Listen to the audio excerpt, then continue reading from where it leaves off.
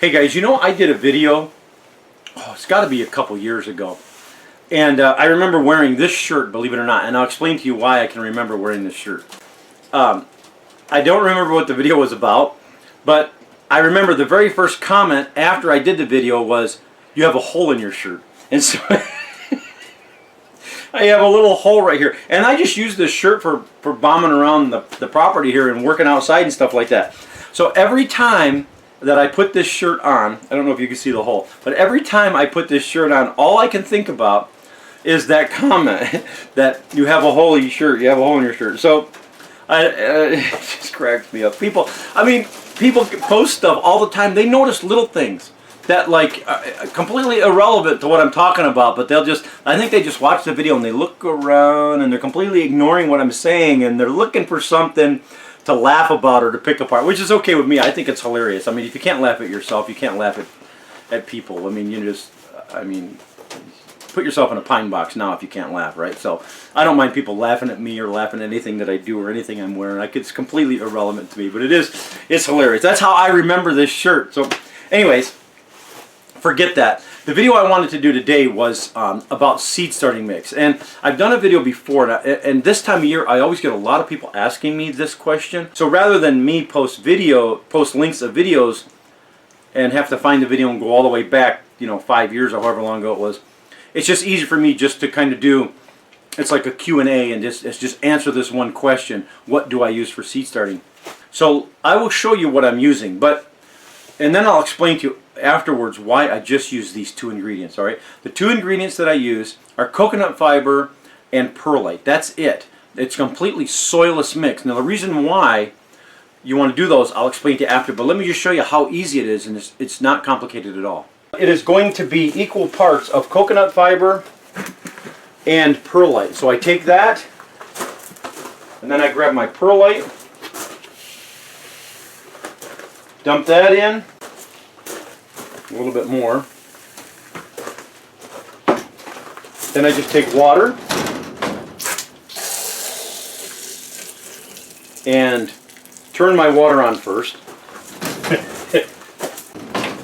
Then I just take enough water in here to make it nice and soggy. What I want to do is I want to make it soggy, but I don't want to make it runny. I don't want the water, like if I was to dip this out, the water would run out. I don't want that.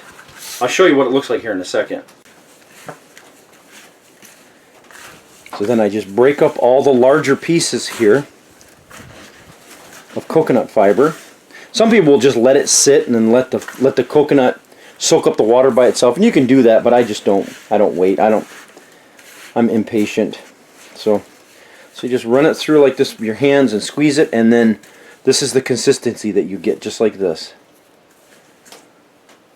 Just like that. And that's all you need. Looks like I could use a little bit more perlite. Not too worried about it. The perlite will aerate it. A little bit of chunks in there that need to break up. So you'll have pieces like this that aren't wet yet. And so over time, all the extra water that is in here will soak it up. So you want it all to look like this. And that is the perfect seed starting mix right here. Okay, so there it is. That's all I use, just those two ingredients. Now there are many reasons why, but the two biggest reasons are is that it's simple to mix. It's completely mindless. It's a piece of cake. You don't have to do any sifting. It's light enough. With the coconut fiber, you add the perlite, you mix it up, and it's nice and light and fluffy, and you don't have to worry about it. Your seeds just love it.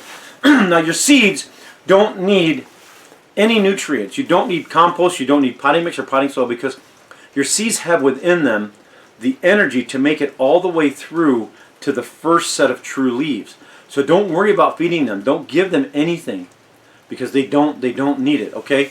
They don't need compost tea, nothing like that. Now, I'm saying this, there's a caveat to this. If you're planting these in a larger pot, and they're going to be in there till they're, 1.5 feet tall, then yeah, you're going to need nutrients in the soil. But I'm talking about planting in cells or small cups, so that when they get their first true set of leaves, you're going to pull them out of that and transplant them into their, hopefully, a larger pot, and then from there into your the permanent location. So that's one thing that I wanted to reiterate.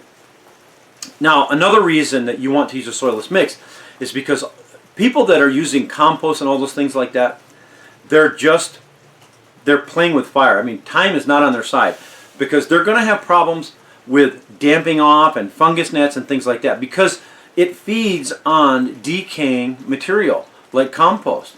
Fungus gnats love compost. They just I mean, it's just like, you might as well put a sign out that says, you know, Fungus Gnat Cafe or something. I need to make a shirt that says that. I just came up with that, by the way. But and damping off will just completely decimate your seedlings. It's a fungus that it lies right at the soil level, and little seedlings just can't survive through it, and it'll just decimate them, kill them, and spread like wildfire. So, and that's because of decaying material. That's because you're not using a soilless mix. So that's how I do it, and that's the way I've been doing it for decades. And I've had great luck with it. I can't remember the last time that I had damping off. I think the last time I had damping off was when I used compost for my seedlings. But anyways, yeah, don't complicate it. Don't make it, don't make it more trouble than it's worth. Just grab the two ingredients, mix them together, pop your seeds in there. They will be able to grow right through to the first set of leaves. You pull them out of there, and then you transplant them, and Bob's your uncle. You don't have to worry about fungus gnats. You don't have to worry about damping off or anything like that. And it's worked well for me, and I think that's the way to go. So thanks a lot for watching, guys. Don't forget to subscribe, and we'll catch you later.